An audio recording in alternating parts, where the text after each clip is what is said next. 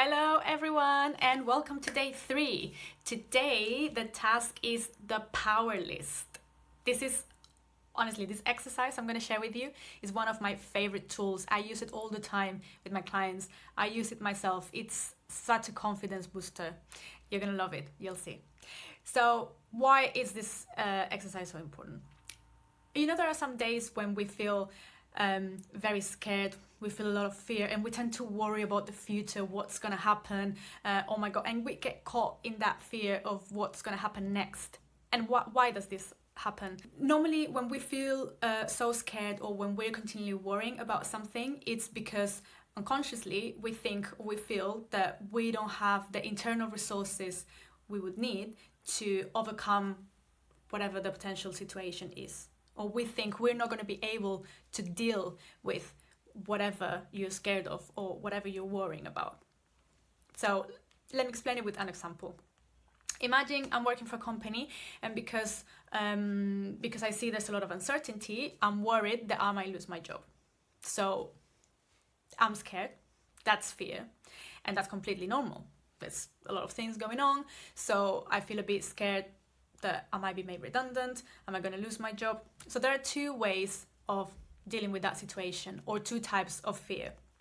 One is protective fear, and that can be very useful because what happens here is that fear helps you identify a potential threat and react to it and protect yourself from it. So in this case, I can think, okay, I'm a bit worried, I'm a bit concerned about the situation, so I'm going to do something about it. What can I do to make sure I don't lose my job?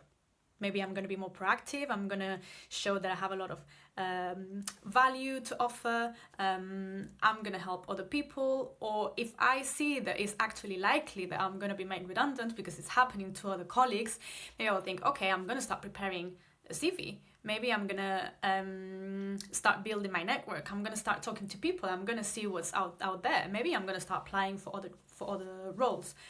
But I continue with my life. So there's a potential threat. I find a way to deal with it. Or maybe I think, okay, I'm not going to spend a lot of money now because in case something happens, as a backup. So there is a potential threat and I have a way to deal with it, or I have a backup plan to be covered in case that happens, but I continue with my life. The other way of dealing with it, or the other type of fear, is paralyzing fear. And that would be, for example, if because I'm so scared that I'm going to lose my job, I can't think of anything else, I can't eat, I can't sleep, I can't concentrate and work, so I end up completely neglecting my work. I can't enjoy going for a walk, I can't enjoy exercising anymore because it's paralyzing me, it's taking control. So not only is it useless because I'm not doing anything about that potential threat, it's putting me in such a stressful situation that is going to impact my mindset, my well-being, and even my health.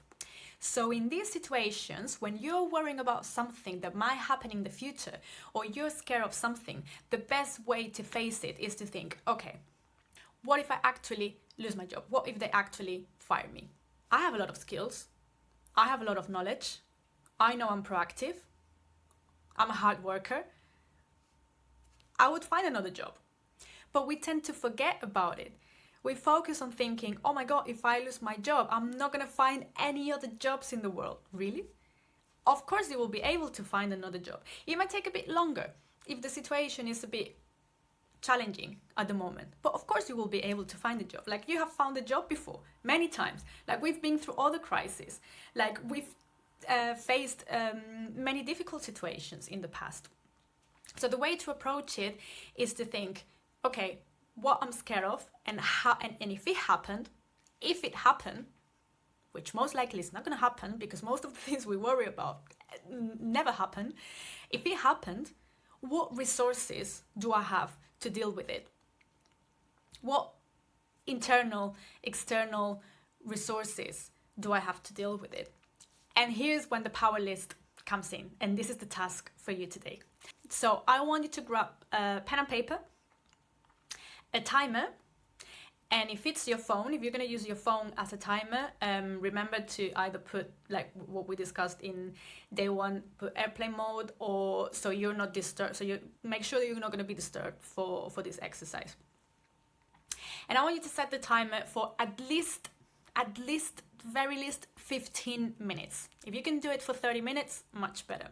So set the timer, and until the alarm goes off, I want you to write non-stop a list of all the skills you have, all your strengths, all your positive traits, all the difficult situations you've overcome in the past, all the challenges you've faced before. And I want you to think of what you learned from them.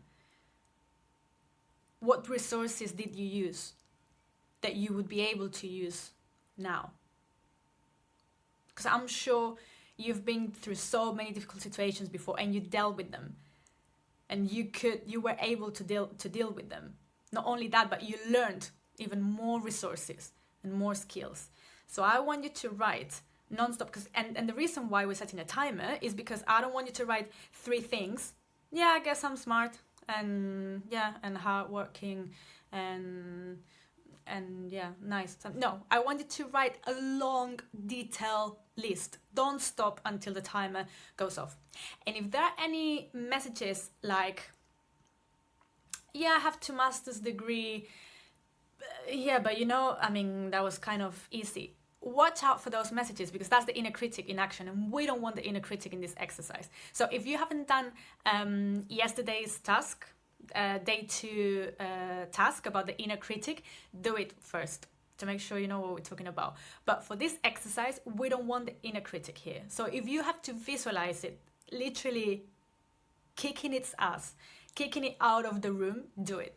But don't let the inner critic interfere in this list, because this is going to be your power list, and I want you to have this list handy and read it every day you need it. So this is going to be like your Bible for when you're feeling low, for when you're scared, for when you don't know what to do, for when you're worrying, for when your confidence is not that high. This is going to be your Bible, and I want you to read it and refer to that list every time you need it. Have a great day. Bye.